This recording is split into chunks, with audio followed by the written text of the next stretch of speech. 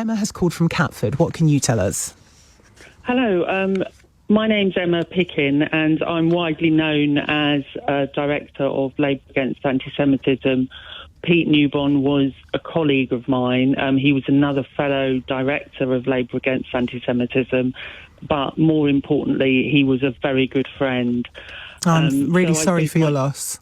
Yeah, it's been an absolutely devastating week for all of us, everyone who knew Pete.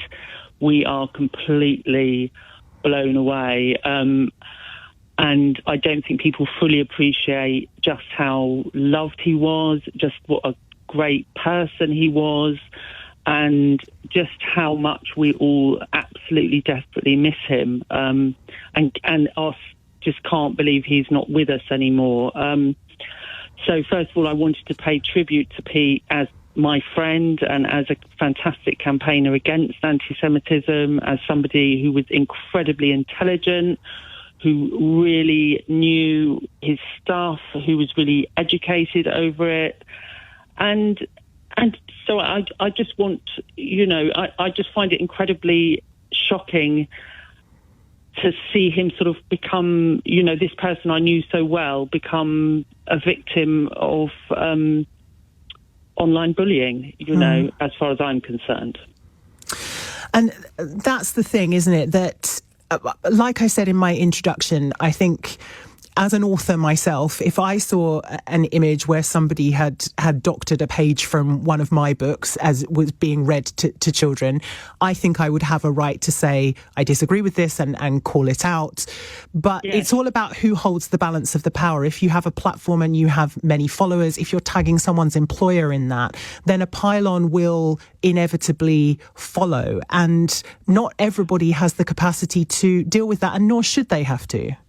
I think also it's also to raise the point that memes fly about on the social media that Pete didn't realise or wouldn't have realised because he didn't create the meme, that it was particularly linked to Michael Rosen's book. Okay. And as you know, there has been 94% of the Jewish community considered Jeremy Corbyn to be an anti-Semite.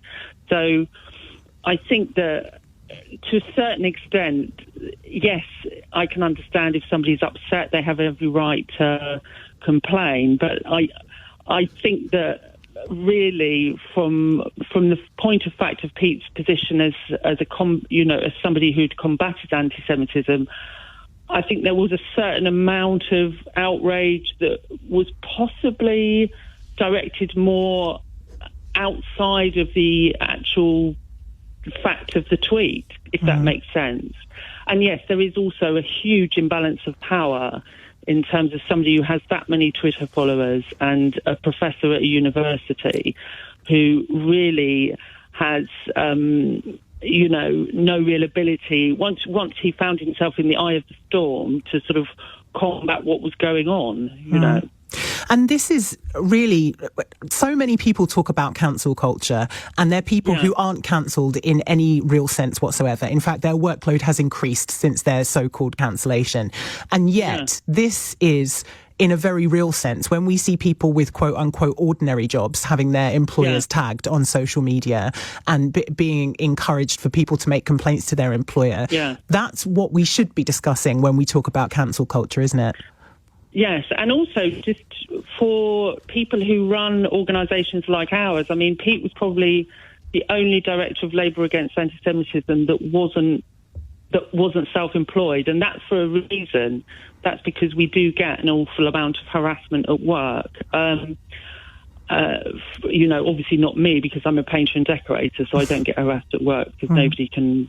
I work for myself. So it's also, I think, just for people to be a bit more aware of when somebody is campaigning about something, if you disagree with it, fine, but it's not okay to try and get them fired, And I'm not saying Michael Rosen was trying to get Pete fired, but what I am saying is that an awful lot of people who wrote into the university most definitely were trying to get him fired. They didn't know who he was. They didn't really understand that he was a person. He just was a Twitter account. And I think one of the things that I loved about Pete when I was working with him was that he always understood that there was a person behind every Twitter account.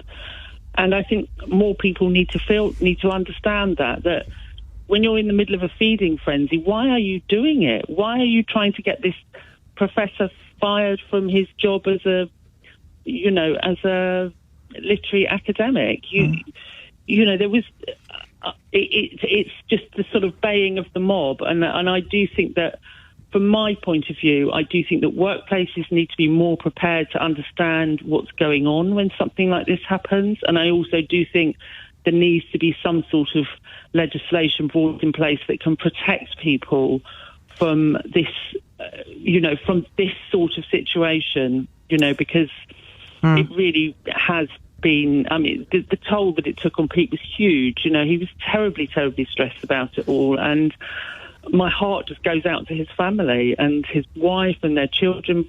It's the punishment in this case just absolutely bears no resemblance to the crime, Emma, I'm so grateful that you were listening and that you picked up the phone today. And sorry again for your loss, and thank you for calling to share.